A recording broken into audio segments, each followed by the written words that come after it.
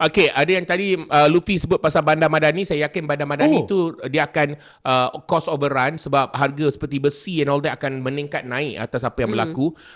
Saya tak tahu apa yang pasal ni. Tapi Anas dengan Olivia, saya tanya Anas dulu. Anas bagi dua benda yang Anas nak tengok kerana Anas sayangkan Anwar Ibrahim. Gilinya. Kerana Anas sayangkan Anwar Ibrahim, boleh tak Anas beritahu dua benda yang Anas nak Anwar buat sekarang ni?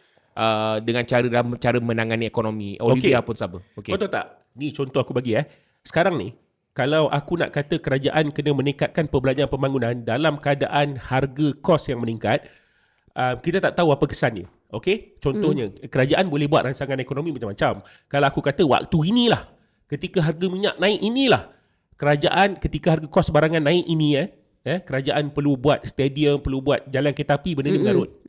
Sebab kita tak tahu punca apa, sebab benda tu akan menyebabkan cost overrun. Dan kadang-kadang benda tu dia boleh jadi satu pembaziran kerana kalaulah dalam keadaan ekonomi tengah deflasi, ekonomi recession, harga-harga barang ni murah. Waktu tu yang kita perlu buat infrastruktur. So, dalam keadaan harga minyak dunia tengah naik sekarang ni, apakah stimulus yang patut kerajaan buat?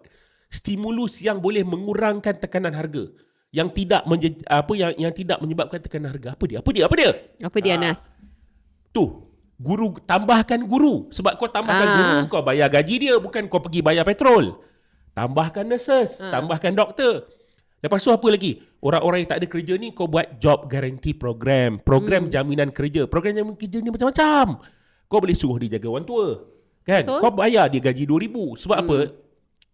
Itu dia tidak ada kaitan secara langsung dengan petroleum. Sebab apa? Kalau kau buat dalam keadaan sekarang lah, kau pergi buat projek infrastruktur, harga petroleum dunia tengah naik, kau tak tahu dia pasti akan memberi kesan kepada harga besi, kepada harga pengangkutan, harga logistik, bahan-bahan binaan. Jadi waktu sekarang ni yang paling sesuai ketika ada tekanan harga adalah kerajaan buat menambahkan, bukan pejabat awam menambahkan kita punya public service, yang berkaitan public service, guru, doktor, kau tambahkan sekarang ni, kan? Betul. Nanti kita akan cerita Anwar benda tu pun dia tak buat, dia pergi jahanamkan lagi ada. Dia pergi jahanamkan lagi kita punya sektor KKM dengan itu lagi ada. Okey, waktu sekarang ni lah, kau tengok sungai kotor kan? Kau tengok sungai kotor, ramai orang tak ada kerja, kena buang kerja kan? Apa kau buat? Kau gajikan dia orang RM2,000 sebulan, RM2,500 sebulan, cuci sungai guna benda-benda manual ideal, tidak gunakan petrol. Ya. Kan? Lepas tu dia pun nanti belanjalah dalam ekonomi. Ya. Tidak secara langsung tidak secara langsung berkaitan dengan minyak. Ya.